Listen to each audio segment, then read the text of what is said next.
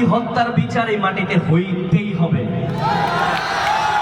শুধু হাদি না, প্রত্যেকটা হত্যার বিচার হইতে হবে। দীপদাস হত্যারও বিচার হইতে হবে, তোফাজ্জল হত্যারও বিচার হইতে হবে। কোন মৃত্যু আমরা মানব না। আমাদের ভাইয়েরা মারা গিয়ে এক রাজারে উৎখাত করছে না? যদি কোন রাজা স্বৈরাচারী করে আমরা আবার উৎখাত করব।